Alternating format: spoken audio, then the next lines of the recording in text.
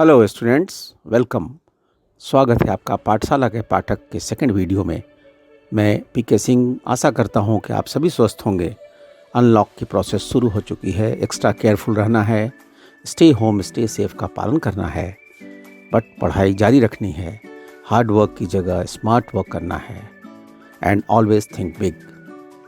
Students, इस video में कुछ करंट जनरल अवेयरनेस का क्वेश्चन लेकर हम आए हैं, पर इनका आंसर अनेक बेसिक और स्टैटिक जीके के टॉपिक को कवर करेगा और आपको उसे याद करने में आसानी हो जाएगी। तो चलिए हम चलते हैं क्वेश्चंस की तरफ।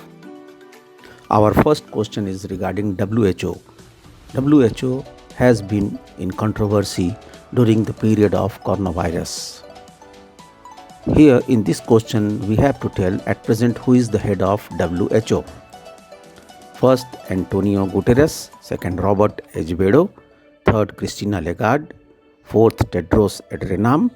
And fifth, Angela Merkel. हमारा पहला प्रश्न WHO विश्व स्वास्थ्य संगठन के बारे में है। अभी हाल में विश्व स्वास्थ्य संगठन काफ़ी विवाद कंट्रोवर्सी में आया था, क्योंकि अमेरिका ने इन पे आरोप लगाया था कि इन्होंने कोरोना वायरस को फैलने में चीन की काफ़ी मदद की और पूरे विश्व को अंधकार में रखा। तो आइए आपको बताना है कि वर्तमान में WHO का प्रमुख कौन है। आपको 5 ऑप्शंस दिए गए हैं, आप उनमें से किसी एक ऑप्शन का चुनाव कीजिए। थोड़ा समय लीजिए, बट ध्यान से देखिए और इसका जवाब सोच कर रखिए, क्योंकि हम इसका जवाब लेकर बहुत जल्द आने वाले हैं। क्वेश्चन नंबर 1 का आंसर है डी, टेड्रोस एड्रेनाम। अभी WHO के हेड यही हैं। WHO के हेड को डायरेक्टर जनरल यानी महानिदेशक कहा जाता है। आइए अब हम जानते हैं कुछ टेड्रोस एड्रेनाम के बारे में।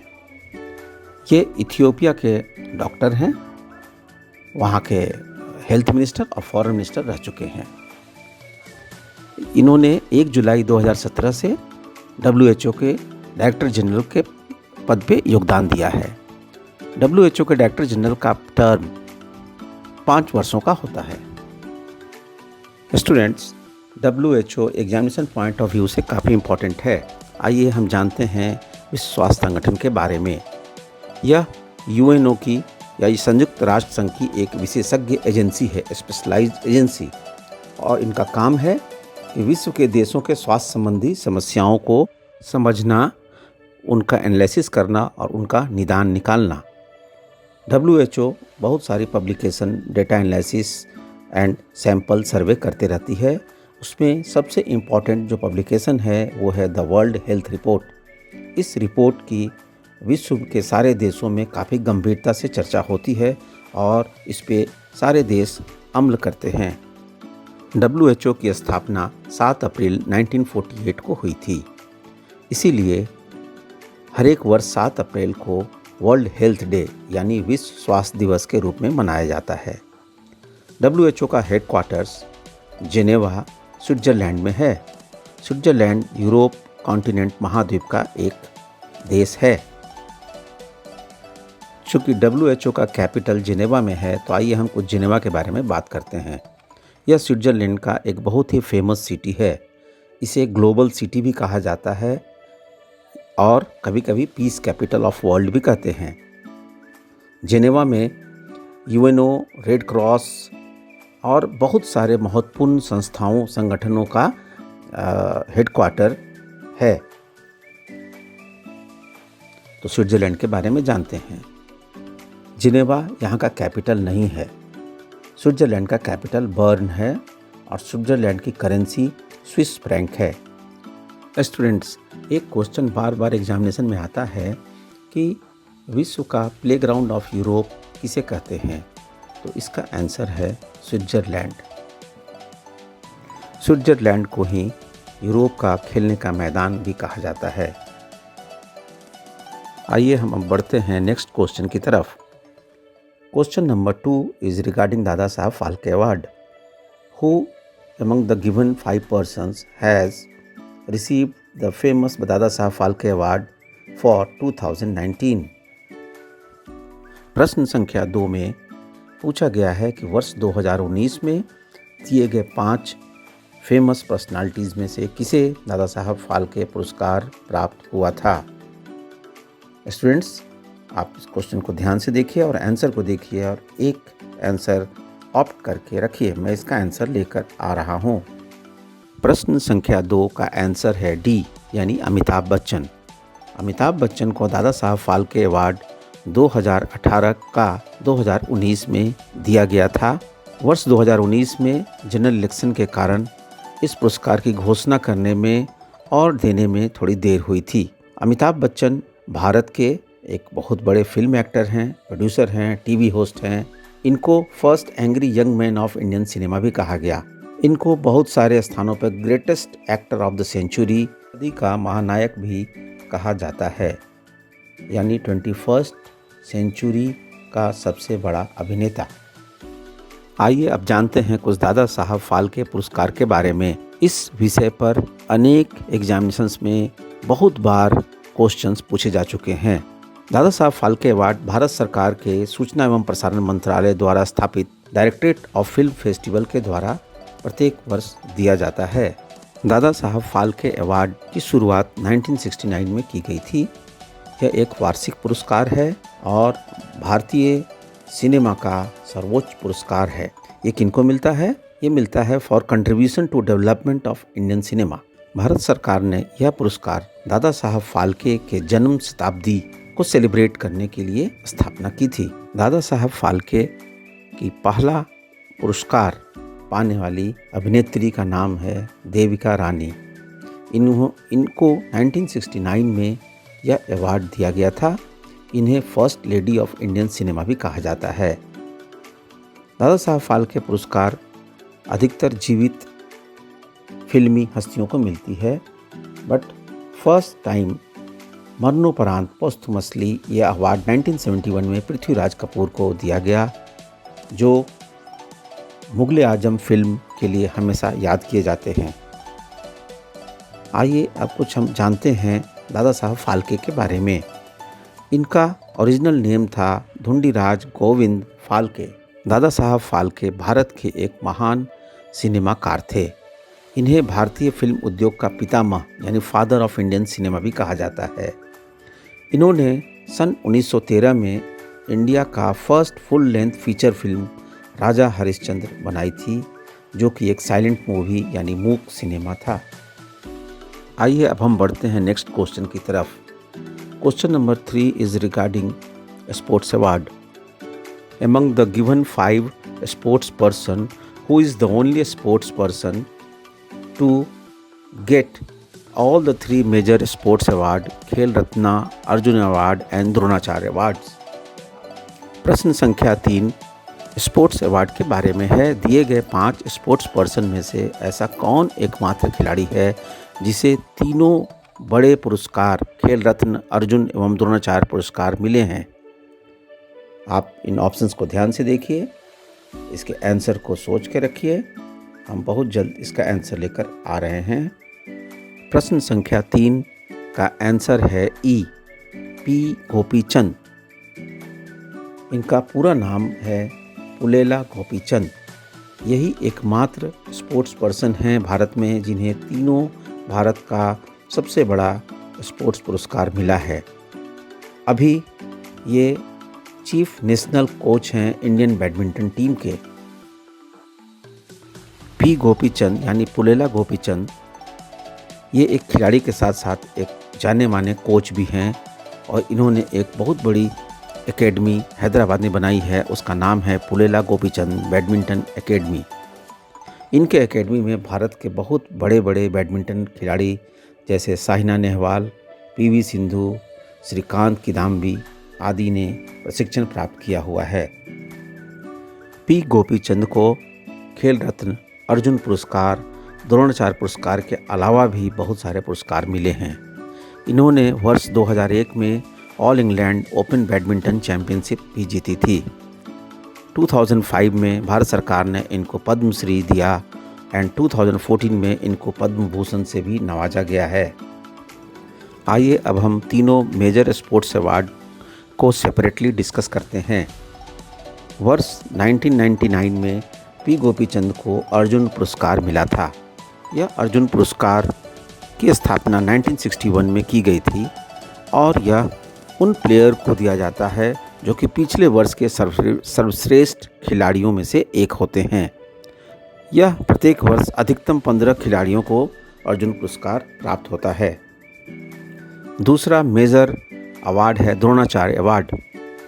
यह पुरस्कार पी गोपीचंद को 2009 में दिया गया था। द्रोणाचार्य अवार्ड की स्थापना 1985 में की गई थी और ये खेल के प्रशिक्षकों को दिया जाता है। उन प्रशिक्षकों को जिन्होंने स्पोर्ट्स और गेम्स में आउटस्टैंडिंग कोच के रूप में अपना नाम दर्ज किया है। यह एक वर्ष में अधिकतम 5 खिलाड़ियों यानी कोच को दी जाती है। Third major sports award in India है राजीव गांधी खेल रत्न। यह अवार्ड पी गोपीचंद को 2001 में दिया गया था। राजीव गांधी खेल रत्न पुरस्कार भारत में खेल के क्षेत्र में सर्वोच्च भारतीय सम्मान है, यानी हाईएस्ट अवार्ड इन स्पोर्ट्स। इसकी शुरुआत 1991-92 में की गई थी। यह उन प्लेयर्स को मिलता है जिन्होंने इंटरनेशनल लेवल पे आउटस्टैंडिंग परफॉर्मेंस किया हो, वो भी पिछले 4 वर्षों में। यह एक वर्ष में अधिकतम एक खिलाड़ी को यह पुरस्कार दिया जाता है। राजीव गांधी खेल रत्न पुरस्कार काफ़ी इम्पॉर्टेंट पुरस्कार है। इसके प्रथम विजेता विश्वनाथन आनंद, जो कि सुप्रसिद्ध चेस प्लेयर हैं। हमारा next question number 4 is regarding Indian trains. Among the 5 given names of snake, which is the name of the longest ever train to run in India? प्रश्न संख्या 4 भारतीय रेल एवं ट्रेन के बारे में है। दिए गए 5 सांपों के नामों में से कौन सा भारत में चलने वाली सबसे लंबी ट्रेन है? यह रिकॉर्ड किस ट्रेन ने बनाई है? इन दिए गए 5 ऑप्शनों को ध्यान से देखिए और उसके उत्तर को सोच कर रखिए। क्वेश्चन नंबर 4 का आंसर है सी, शेषनाग। शेषनाग लिटरली वास्तविकता में एक पौराणिक प्राणी यानी मिथिकल क्रिएचर है। हम भारत के हिंदू ग्रंथों में इसका उल्लेख बार बार पाते हैं। कहा जाता है कि यह 5 से 7 सिर वाला सांप है और भगवान विष्णु शेषनाग पर ही सैया बनाकर सोते थे।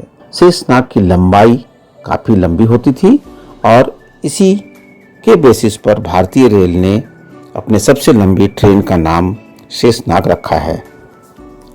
शेषनाग ट्रेन देश में सबसे लंबी मालगाड़ी के पटरी पर दौड़ने का रिकॉर्ड बनाया है। शेषनाग 2.8 किलोमीटर लगभग 3 किलोमीटर लंबी गुड्स ट्रेन मालगाड़ी है। इसको भारतीय रेलवे ने 2 जुलाई को पटरी पर दौड़ाया। ये महाराष्ट्र के नागपुर से छत्तीसगढ़ के कोरबा तक यह ट्रेन चली। इसमें 251 डब्बे और 4 इलेक्ट्रिक इंजन का इस्तेमाल किया गया था।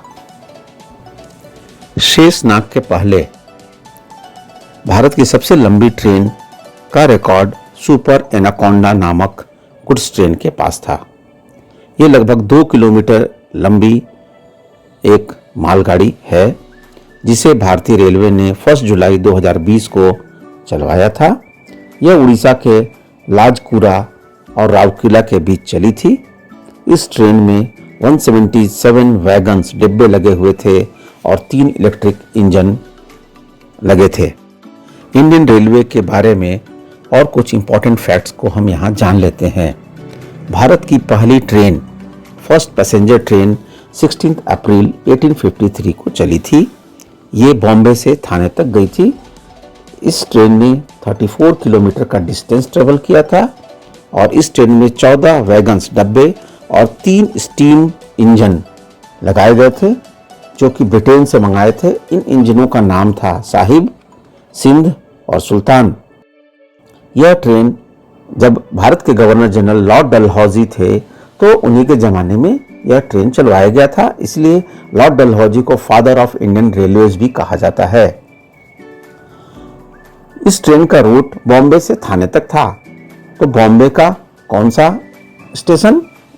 उस समय बोरी बंदर नाम का स्टेशन हुआ करता था, जो बाद में जाकर विक्टोरिया टर्मिनस यानी वीटी के नाम से प्रसिद्ध हुआ और आज के ज़माने में इसे छत्रपति शिवाजी महाराज टर्मिनस यानी CSMT के रूप में जानते हैं। हम आज के भारतीय रेल के बारे में भी कुछ जान लेते हैं। इंडियन रेलवेज का नेशनलाइजेशन 1951 में, राष्ट्रीयकरण 1951 में हुआ था। आज यह काफ़ी बड़ा रेलवे बना है। एशिया का यह सबसे बड़ा और विश्व का दूसरा सबसे बड़ा रेलवे नेटवर्क भारत में है। भारत में टोटल ट्रैक लेंथ 1,15,000 किलोमीटर है। भारत में कुल यात्री गाड़ियों की संख्या लगभग 12,617 है और भारतीय रेल लगभग 7,421 मालगाड़ियों को दौड़ाती है। भारतीय रेल में 7,172 से अधिक स्टेशंस हैं और भारतीय रेल इंडिया का सबसे बड़ा एम्प्लॉयर यानी लार्जेस्ट रोजगार प्रदान करने वाला संस्था है और यह विश्व का 8th बिगेस्ट एम्प्लॉयर भी बन चुका है। भारतीय रेल में आज लगभग 14 लाख से अधिक कर्मचारी काम करते हैं।